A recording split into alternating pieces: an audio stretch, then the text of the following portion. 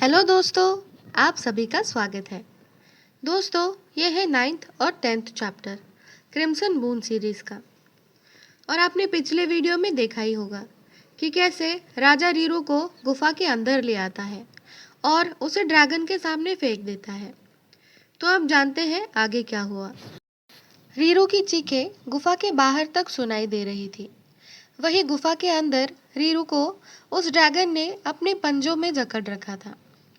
रीरू राजा से मदद मांगते हुए कहता है, महाराज मुझे बचा लीजिए, मेरी जान खतरे में है। फिर राजा रीरू को देखकर मुस्कुराता है और उससे कहता है, लेकिन मुझे तो तुम ठीक ही लग रहे हो। फिर वो कमर पर हाथ रखते हुए रीरू से कहता है, तो तुम अपनी आइडेंटिटी सबके सामने रिवील करना चाहते हो, जबकि तुम इतने डरपोक हो। रीरू कहता है, लेकिन तभी चिंगारते हुए वो ड्रैगन अपना मुंह खोलता है और रीरू जोर से चिल्लाता है, ये मुझे खाना चाहता है। अब राजा उस ड्रैगन को ऑब्सीडियन कहकर पुकारता है। फिर वो ड्रैगन राजा की ओर देखता है और रुक जाता है। वो ड्रैगन एक क्यूट सी आवाज़ निकालता है, जैसे छोटे पपीज़ निकालते हो, और लगता है जैसे वो रिक्वेस्ट कर रहा हो राजा से कि मैं इसे यानी रीरू को खा लूं। फिर राजा अपनी कमर पर हाथ रखता है और कमर टेढ़ी करते हुए कहता है, ऐसा लगता है कि ये तुम्हें खाना चाहता है। रीरू डरते हुए ना में अपना सिर हिलाता है।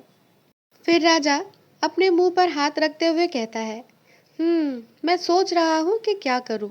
फिर वो ड्रैगन राजा से लिपट जाता है, जैसे एक डॉगी अपने मालिक से लिपटता है। फिर राजा कहता है, ठीक है, रुक जाओ। ऑब्सीडियन आशा भरी नज़रों से राजा की ओर देखता है और अपने पंजे में रीरू को पकड़कर आगे बढ़ाता है, और जैसे वो फिर से रिक्वेस्ट कर रहा हो कि प्लीज़ मुझे इसे खाने दो। फिर राजा उस ड्रैगन से कहता है, मुझे तो बहुत अच्छा लगेगा अगर तुम इसे खा लो, लेकिन ये बहुत पतला है और इसका टेस्ट भी अच्छा नहीं है, तो तुम इसे छोड़ दो। राजा का ऐसे कहते ही ड्रैगन रीरू को छोड़ देता है और रीरू टब से नीचे गिर जाता है। फिर राजा रीरू से कहता है, तुम एक पेट भी हैंडल नहीं कर सकते हो। अब तुम्हें पता चल गया कि तुम कितने वीक हो। फिर रीरू कहता है, क्या एक पेट? वो एक ड्रैगन है। वही ड्रैगन रीरू के पीछे मांस खा रहा होता है, जो कि रीरू को बिल्कुल अच्छा नहीं लगता। फिर राजा अपने हाथ फोल्ड करते हुए कहता है, अगर आज मैं नहीं होता तो तुम किसी के भी पेट के हाथों मर सकते थे। फिर राजा चिंता करते हुए कहता है, आखिर क्यों तुम अपनी आइडेंटिटी रिवील करना चाहते हो? तुम्हें पता है, आज हम जितनों से भी मिले थे उनमें से अगर एक को भी ये बात पता चल गई कि तुम एक इनक्यूबस हो, तो वो तुम्हें कीड़े की तरह मसल देंगे, क्योंकि इनक्यूबस को राक्षस प्रजाति नहीं माना जाता। तो आज के बाद से मैं तुम्हारे मुंह से ऐसी नॉनसेंस बातें फिर नहीं सुनना चाहता। तुम एक अलग आइडेंटिटी के साथ अपनी लाइफ जियोगे। फिर रीरू कुछ कहने की कोशिश करता है, तो राजा गुस्से से उसे कहता है, अगर जिंदा रहना चाहते हो तो जैसा मैं कहता हूँ वैसा ही करो, समझे?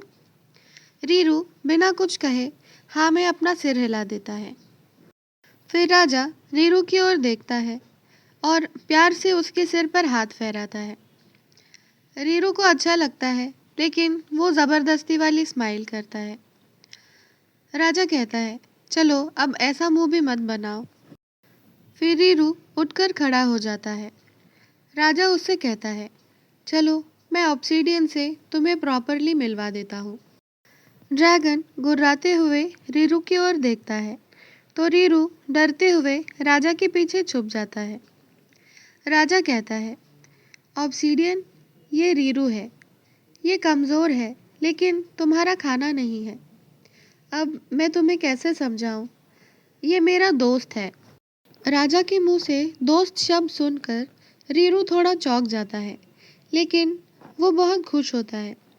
वो कहता है, क्या दोस्त? मैं और राजा का दोस्त? फिर रीरू शर्माते हुए अपने मन में कहता है, मुझे पता है डिमॉन किंग और मैं सच में फ्रेंड्स तो नहीं है, लेकिन ये सुनकर मुझे बहुत अच्छा लगा। रीरू राजा की ओर पीठ करके खड़ा था। पीछे उसकी पतली लंबी पूंछ दाएं बाएं हिल रही थी। राजा का ध्यान उस पे जाता है और वो मन में कहता है, इतनी लंबी पूंछ। और वो उसकी पूंछ पकड़कर खींच देता है। रीरू जोर से कराता है, आ। राजा रीरू से कहता है, यहाँ दूसरे डिमॉन्स नहीं आ सकते, और उसकी पूंछ के साथ खेलने लग जाता है। रीरू फिर से कराता है। राजा कहता है, क्या तुम समझ गए जो मैंने कहा? रीरू का चेहरा लाल पड़ गया था और वो अपने मन में कहता है, सच कहूँ तो मैं सीधी तरह से सोच नहीं पा रहा हूँ। रीरू को चुप खड़ा देख राजा जोर से उसकी पूंछ खींचता है और कहता है, जबकि यहाँ दूसरे डिमॉन्स नहीं आ सकते, तो ज़रूरत पड़ने पर तुम यहाँ छुप सकते हो। रीरू कराते हुए कहता है, ठीक है महाराज, मैं समझ गया। राजा रीरू की टेल छोड़ते हुए कहता है, मुझे पता है ये तुम्हारे लिए थोड़ा ज़्यादा हो गया, लेकिन मेरे लिए भी कुछ ज़्यादा ही है। रीरू कहता है, सॉरी। फिर राजा रीरू से कहता है, पहले तो तुम अपना ये स्टूपिड एटीट्यूड चेंज करो, ये बहुत अनोइंग है। रीरू सॉरी कहने के लिए अपना मुंह खोलता है, लेकिन राजा की ओर देखकर वो बिना सॉरी कहे ही चुप हो जाता है। फिर राजा कहता है, अब जब हम बाहर जाएंगे तो फिर से सारे राक्षस हमारे आसपास होंगे, लेकिन इस बार वो ना ही तुम्हें ज़्यादा स्मेल कर पाएंगे और ना ही तुम्हारी स्ट्रेंथ पता लगा पाएंगे। तो ऐसे एक्ट करना कि जैसे कुछ हुआ ही नहीं, ठीक है? फिर रीरू कहता है, ऐसे एक्ट करूं कि जैसे कुछ हुआ ही नहीं। फिर राजा के पास जाते हुए कहता है, क्या आपको सच में लगता है कि मैं ये सब कर सकता हूँ? क्योंकि मुझे इस बात की बहुत चिंता है। फिर राजा रीरू को कुछ देर तक घूरता है। रीरू कहता है, क्या हुआ महाराज, आप मुझे ऐसे क्यों देख रहे हैं? राजा कहता है, अब जब मैं इस बारे में सोच रहा हूँ तो लग रहा है कि तुम सुंदर हो, तो शायद डेमॉन्स का अटेंशन तुम पर ज़्यादा होगा। रीरू मुस्कुराते हुए कहता है, क्या सुंदर और मैं? राजा कहता है, तुमने मुझ पर जो जादू किया है वो बहुत बेकार है, लेकिन तुम इतने सुंदर तो हो कि डेमॉन्स हर वक्त तुम्हारे आसपास मंडराते रहेंगे।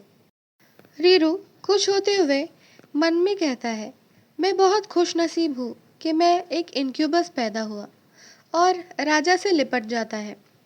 वो राजा से कहता है, क्या मैं आपको किस कर सकता हूँ? राजा उसे पीछे ढकेलते हुए कहता है, मुझसे दूर रहो। अब वो दोनों महल वापस आ जाते हैं। राजा रीरू से कहता है, कल तुम कार्ल से वो सब सीखोगे जो एक चैम्बरलियन बनने के लिए ज़रूरी है। फिर राजा रीरू के हाथ में अपना लोहे का कवच यानी आर्मर थमा देता है और कहता है, आज के लिए तुम मेरा आर्मर चमका देना। फिर राजा अपने हाथ मोड़ते हुए रीरू से कहता है, ये काम उतना मुश्किल नहीं है, तो मेरे ख्याल से तुम्हें इस काम के लिए किसी की हेल्प नहीं चाहिए होगी, है ना? रीरू कहता है, हाँ महाराज, मैं ये काम अकेले कर लूँगा। फिर राजा वहाँ से जाते हुए कहता है, मेरे वापस आने तक ये काम खत्म हो जाना चाहिए। अब रीरू आर्मर को हाथ में लिए कहता है, ये कुछ ऐसा है जो मैं कर सकता हूँ। मैं बहुत अच्छा काम करूँगा। इस बार मैं राजा को निराश नहीं करूँगा। फिर रीरू एक शीशी उठा लेता है और वो उस बॉटल को देखते हुए कहता है, तो इसमें है तेल। लेकिन वो तेल की बॉटल बिल्कुल नहीं थी। रीरू उस लिक्विड को अपने हाथ पर लेता है और वो कहता है, ये इतना चिपचिपा क्यों है?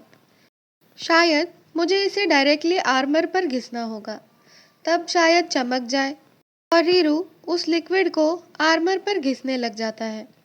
रीरू ने पूरी बॉटल आर्मर पर लगा दी और पता नहीं क्यों पूरे कमरे में एक अजीब सी बदबू फैल गई और आर्मर के अंदर से भी काले रंग का धुआं निकलने लगा। तभी दरवाजे की आवाज़ आती है और रीरू डर कर पीछे देखता है, तो दरवाजे पर कार्ल खड़ा हुआ था। तो दोस्तों, ये चैप्टर यहीं पर ख़त्म हो जाता है। आज की वीडियो आपको अच्छी लगी तो लाइक, शेयर और कमेंट करना मत भूलना। और ऐसे ही वीडियोस देखने के लिए मेरा चैनल सब्सक्राइब कर लीजिए। मिलते हैं अगले वीडियो में। Thanks for watching.